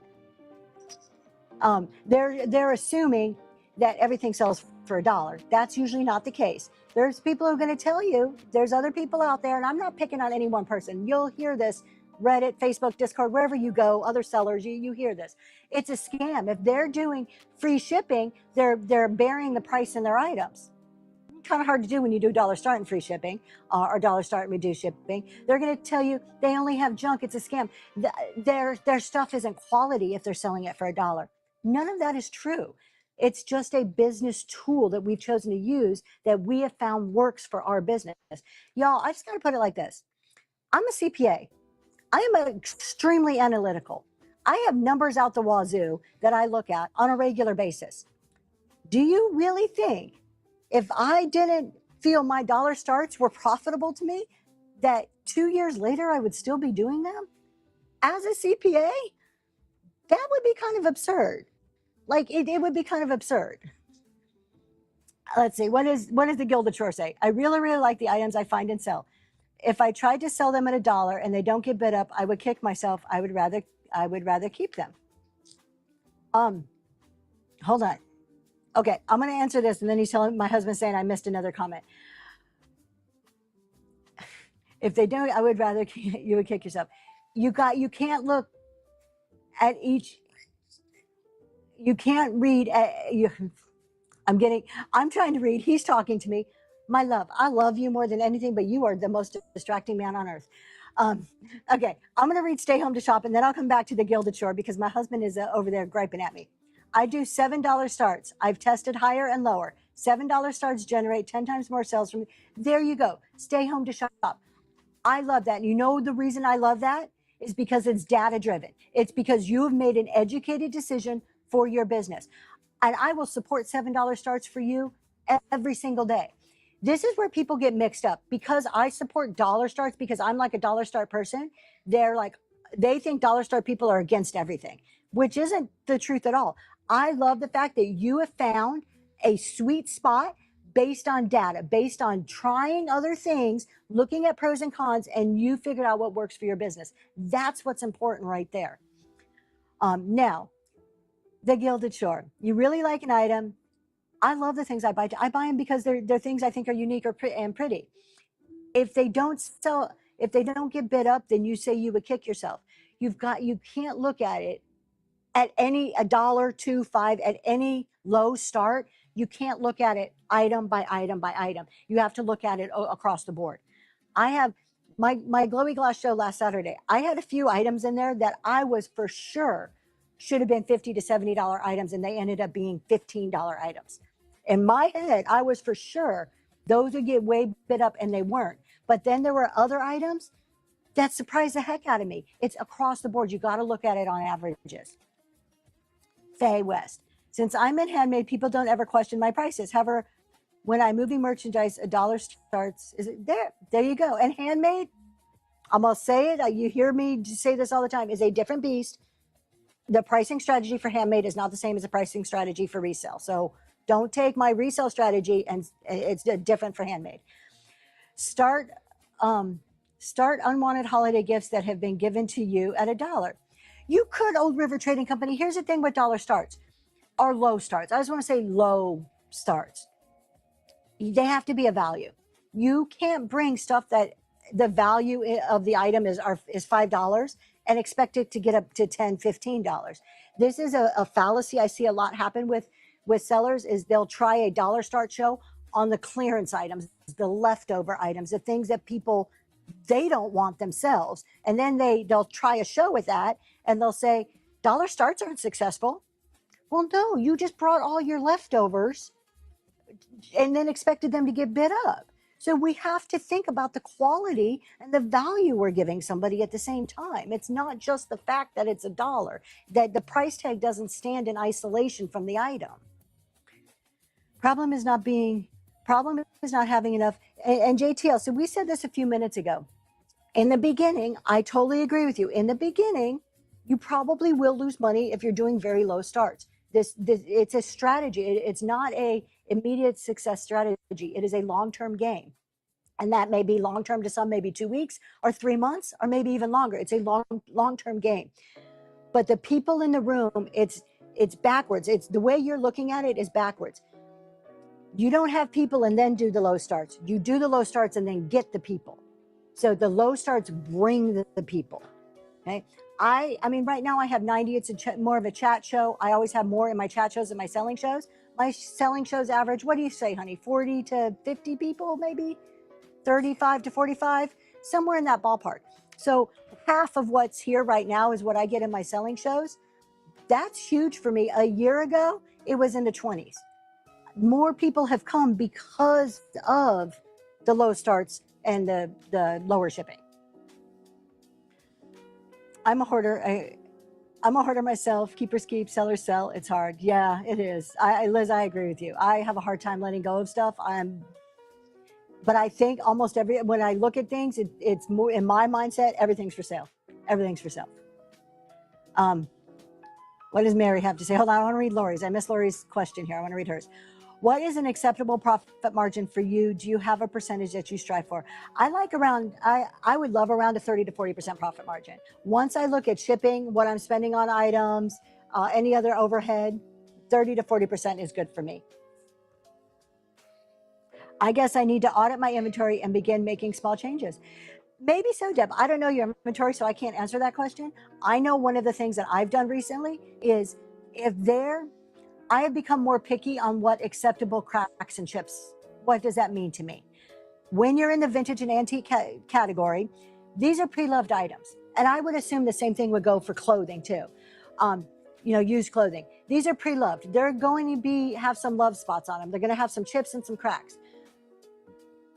8 months ago, I was probably more forgiving on how many chips and cracks things would have that I would sell. I have become far more pickier to mean that I want higher quality, the least amount. There are things that maybe have a repair that look great that I've put aside and like, nope, I'm just not going to sell it because it drives down the value. But I think that's an evolution, and every person has to decide that for themselves. But I have found since I have become far more picky, my average order value has also gone up too. Is it making, there you go, Lori, right there. Is it making you money sitting on that shelf? No, it's just money sitting on a shelf. Mary says, I'm not emotionally attached to anything. I sell at an auction. If it goes low, happy for the customer. If it goes high, there you go. Mary, that's it right there. If I'm not invested in the price that I paid for the item, I said this last night, and I fully, this is the key to me right here. I make a decision when I source. I'm making a decision, like I said, is the price I'm paying, do I feel I'm going to have value out of this? Are my buyers going to bid this up compared to the price I pay? That decision is made the day I buy it, and then it's forgotten. When I sell it, I am not thinking about what I paid for it at all. Never. If I do, I get too hung up on it and I get discouraged, and it comes out in my voice. You can see it on my face. You can see it in my body language. The thought of what I paid for the items by the time I sell them is long gone. That decision is made and done and put away the day I buy it, so that no matter what I sell it for, I could be happy for the people buying it. And then I look at my financials as a whole and decide if it's there. How am I doing as a whole?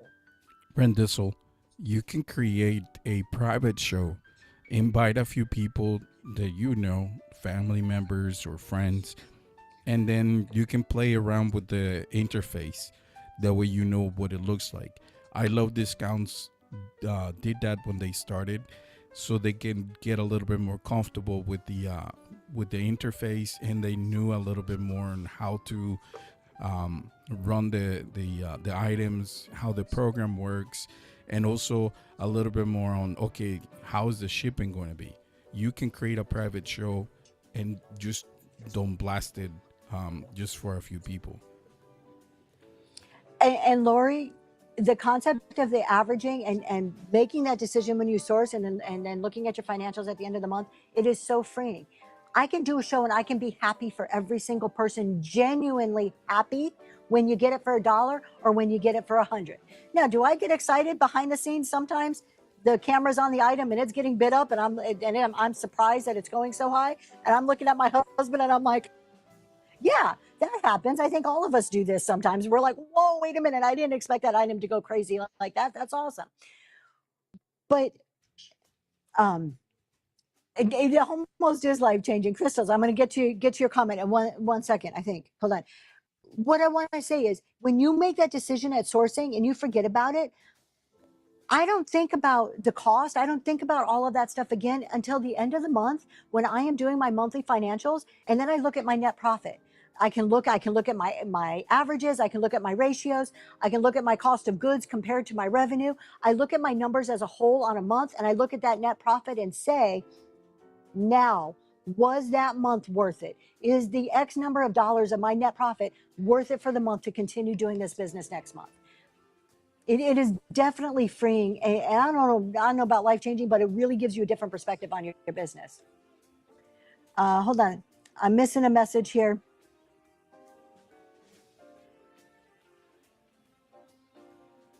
How does Whatnot work out taxes to the vendor? I'm sorry, my love, is there a comment I'm missing? Can you read it to me? Because I'm not finding it. I'm not finding it. Can you please read it to me? He's holding up a name and I cannot find it. Thank you so much. Okay. He does this, y'all. I just got married life and working life. Just saying. He'll put up somebody's name and I'm like, if I didn't see their comment, why do you think putting it on a sign is going to make me see the comment? Okay. Shiny squirrel. Thank you. My data in the last 500 items I have sold under $5 start. Average item value $22.63, average sales $7.29. So if you look back, okay, I'm reading this. Let me just kind of dissect this. If you're taking the last 500 items you've sold with a low start, so under $5, a low start, and your average order value is 2263. I could relate to that. I could see if your AOV, your average order value, there's proof right there that it works. All right, my love, please just talk to me. His sign language, you guys, I'm going to strangle this man.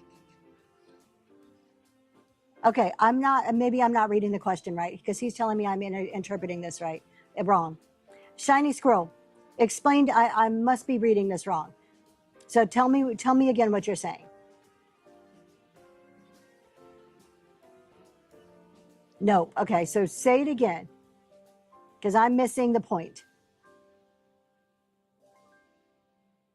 I'll just wait. Put it in there. You're losing money. You're losing money. Hold on. Now let me go back and read this again to see how to say you're losing money.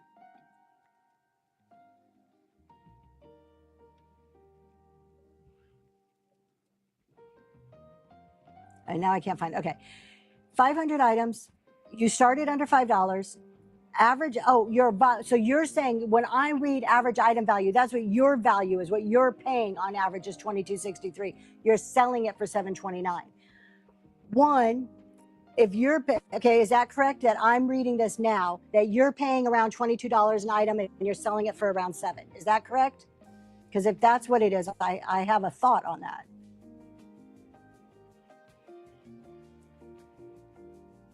Okay, I'm seeing other people say yes, the good grabs. Okay, so my thought on that is one, that seems very high. I don't know what you're selling. I'm assuming vintage at that price. I don't know. It seems very high to me. $22 per item seems very high to me for a price that you would be paying. I pay upwards of that on certain items, but definitely not across the board. That seems very high to pay for what you're sourcing. I would suggest looking at how you're sourcing in that case. And if the only way for you to source is that high, if that's the only way, what does the market value have to do with it? Okay, so here's the problem then. Market value means nothing. $22, so where's the $22 coming from? eBay? Where is that $22 coming from? Is it just like you think it's worth $22? Market on Whatnot is not, there it is. Market on Whatnot is not static and not the market at, exactly. So my first question then is I don't care what anything outside of Whatnot says the price of something is. Your antique booth and Whatnot are two completely different markets. They're not comparable. They're not comparable. Right? That's the problem right there. Whatnot is not eBay. Whatnot's not Poshmark. It's not Mercari. It's not TikTok Live. It's its own market.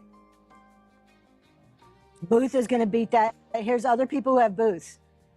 This is fast moving inventory. Yes, fast moving to somewhat lower prices. Could I get higher prices on some of my items if I sat on them for 6 months and put them on eBay? 100%. That's not what I'm in it for. I sell more in my show than I do in my booth in one day. Franklin Hidden Treasures. Yep. And there you go, Ranch Hand Finds. I can buy on Whatnot and resell 2 to 3 times higher in my booth. And Ranch Hand Finds, I love that because it's people like you who could buy cheap here, buy from me, and go put it in your booth. You make me money, now you're making money, and everybody's happy. That's the beauty of Whatnot right there. But you have to wait. You sit it in a booth and you wait. That's part of the higher price. That's the trade-off. I can get more money if I'm willing to sit on that inventory.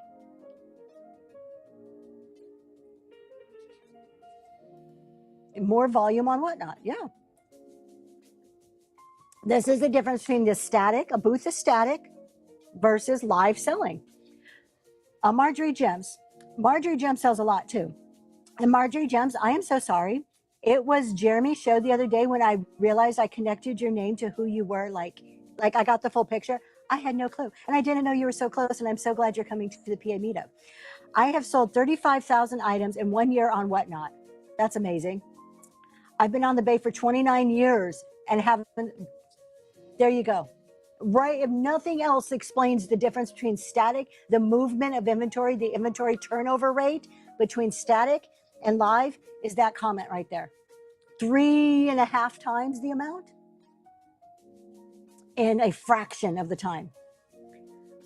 I do that, buy here and sell in the booth. You also pay rent, so there's overhead is higher. Yeah, you've got to consider that. Your overhead's higher, you got to charge higher prices. It's part of the beauty of what we're doing here. We can do it for a very low cost. And I'm not getting on you about the prices when I was trying to dissect what you were saying.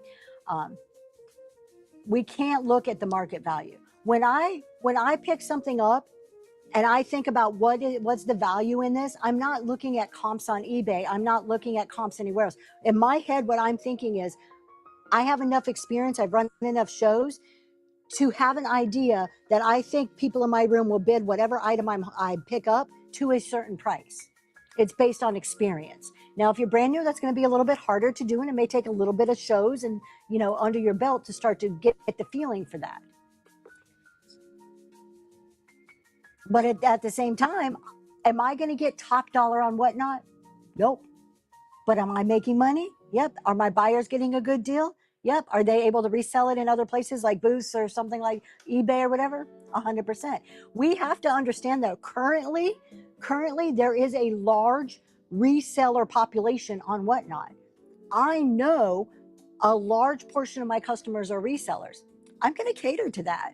That's who my customer base is. I'm going to cater to it. Now, is that going to change in the future? Maybe. There's a good chance. But right now, today, that's who's coming to my shows. A large percentage are resellers. Few collectors mixed here and there. My weekly income doubled theirs or more. There you go. Light in the Attic, watching a bunch of shows and learning from other sellers or public. Absolutely. There is nothing better than watching other people, and it's not copying, it's learning what's working for them. Look at people who you like their style, like their selling style, and in your head has that success factor. What are they doing that's so great? There was a few that I watched in vintage decor when I first started, and part of what made me, oh, mother's daughter, thank you so much for getting the ticket. I can't wait to meet you. That I would watch in vintage decor, and you know, one of the common denominators I saw across the people that I was seeing be successful, Dollar Starts, was one of the Franklin Hidden Treasures. Thank you. That was one of the commonalities I saw. So look at other people, find the similarities between them, and it's like, oh, if all these people are successful, what are they all doing the same? What's part of this little, like, you know, thing that maybe I can emulate that would help me be successful? So look at it like that. It's like data research, market research. Yeah. I've been doing something, stay with me, and others go to your booth. Rancha, yeah, that's just it. I think the majority, in my shows, the people that I see for me are mainly resellers, and I have a few collectors in there. Light in the Attic. See, yeah, I love another data person. Crystal's Vintage is another data person too. I love that. I think everybody should be making decisions from data. Unfortunately, too many people make decisions from your gut. Not the gut, but from feeling. Sometimes gut decisions are good. The feeling. They're like, oh, that show felt good. And then they go and do something, and really the numbers are like, yeah, it might have felt good to you, but you lost your shirt, right? So, all right, you guys. I think with that, unless there's other questions, if I missed any, throw them in there really quick. We're going to call it a day for this morning. We will be back on tonight, CEO Challenge. You get more data from pre-listing. Oh, hold on. Before we go, hold on. You get more data from pre-listing. We're actually going to, the good grabs, this, we're going to talk about that Sunday too. We're going to start with money, and it's going to go into pre-listing, I am sure. Can I get more data? I think you get more immediate data and easier data from pre-listing, because you have the items like already listed out where you can like see what sells and what doesn't and see prices. But I think that if you do a quick reflection at the end of the show with random, you can still collect data. I think the data is there, but if you're doing random, you may have to put a little more effort in to get it. So I don't totally disagree. I just think you get the data a little bit different way. If you weren't going on a cruise, well, that sounds like a good reason to miss. That makes me jealous. I have never been on a cruise in my life. You can even run a great show in an airport. Thank you, Mary. I happen to be in a conference center, but you can run a great show anywhere. It's about your commitment, you guys. Commitment, consistency. Gonna keep saying it. Should I start out doing pre-listing? Light in the Attic, if it's a good metric. For your first couple of shows, I would tend to say yes from my personal viewpoint. Yes, I'm pre-listing for your first couple of shows, only for the reason that it's going to make shipping a lot easier. So your first 2 to 5 shows are about learning the platform, learning how to relate, learning to read the chat, learning how to ship on the back end. So keeping it as simple as possible and pre-listing helps simplify it, I think is a good thing. Then you have once you start to get the feel for everything else, you can move into random. Random requires a lot more organization, or else shipping gets completely screwed up. So yes, it's probably a good idea at the beginning. Is it the only way? By all means, no. You can go totally random, but I think you'll find it easier, at least for the first few shows, to learn everything else. Your first cruise. Well, you have fun with that. Y'all, we're going to go. You guys have a great day. Please come see our CEO participants tonight. I'm sorry, what was that, my love? Oh, okay. We're going to keep talking because my husband wants to raid somebody and they're coming on pretty soon. So we're going to wait until that person comes on to raid. So any more questions? Because we got a few more minutes together. I'm trying to read the good grabs. I can't read what you said. I'm sorry. I can't decipher that one. You got to put that one back in there. I can't read that one. First, I would say first show, 100 sales over number of shows, a lot of sitting alone in the beginning. It is. So Whatnot, unfortunately, I think Whatnot got this backwards. For your first couple of shows, Whatnot's going to promote you. They push first shows, it gives you a really good ego boost, gives you some confidence, you know. However, you might get, we were in a first show the other day that had like 90 people in the very first show. How overwhelming to a first-time person would that be? How overwhelming when 90 people, you have never done this before and you got 90 people in your room. I would rather Whatnot push the 3rd, 4th, or 5th show, get you some practice, and then you can really shine, right? Because let's face it, how many people here had a wonderful, nothing went wrong in your first show? Your first show was magnificent. How many people had a magnificent first show? Mine was a train wreck. I'm really curious to hear of the people that are here if you had a magnificent first show. The Estate Addicts, I think that's a yes, but I'm getting kind of like no's, disasters. Yeah. Hold on. What is it? What are you saying here? Roaches affordable fines, and then they feel like they have done something wrong. Exactly. It plummets, and then they take it personally. Got raided, didn't know what it was. Yeah. So, personal opinion, I think Whatnot got that backwards, that they should promote, give them a little practice first. I've told the story of my first show. It was a disaster. Okay, you guys know.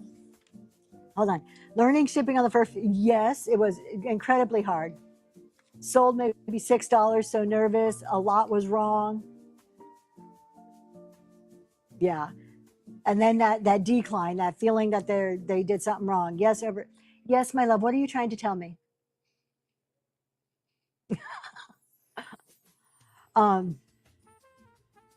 Second, over a year ago, before they promoted first and second, Estate Addicts first and second was amazing. That is so wonderful. Mine, you guys, look at, I do notes every time I have notes, right? My first show, I had, I don't know, 30 items or so. I had like a book written about every single item. I had notes, who made it, the history of it. I was going to be like super educated about every single item. I maybe got 4 people in my show. I sold one thing, didn't even know I made a sale, so I never thanked the person. Then they gave me a bad review on my very first thing. We had technical issues. I don't think I ever looked at the camera. No icon. It was a mess. It was an absolute disaster, my first show. And then I stopped for a few weeks, took a few weeks off because I was defeated. I was like, I suck. I can't do this. Live selling's not for me. And it took a few weeks to kind of get that courage back up to do it again. Oh yeah, people think this is easy. This is not. If those of you are thinking about going into this, I'm not saying this to scare you. Okay, great. She's on. We'll go right in a second. I'm not doing this to saying this to scare you. There's a lot going on in your head. When you're behind this camera, what item are you showing next? Talking about the item you're showing, reading the chat, making sure that you're hitting the right buttons. That's just a few of the things that are going through your head. Watching the numbers, making sure that you're meeting your goals. There's all this stuff at the same time.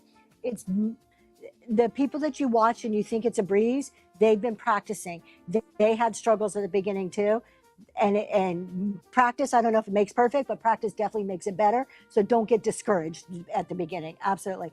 We were talking earlier, all of us have had something crazy or stupid happen during shows too, where we fall out of chairs or knock something over or break something. So don't get discouraged. It is a lot harder than it looks. One factor that is often overlooked, solo acts versus team sellers, they do. Shiny squirrel, 100%. You can have a husband that you want to strangle during the whole show. I love him anyways. Absolutely. Having one or a team, completely different ways of operating. Okay, you guys, we're going to go raid. We want to raid Liz because we love raiding Liz on Mondays. You guys don't go nowhere. Liz is awesome. She does a great show, talk show on Mondays too. So I highly respect her and her opinions. We don't always agree, but that's what I love about her, is that we can still be really good, best buddies and not agree. So, but there's a lot that I do agree with. Let's go see Liz, you guys.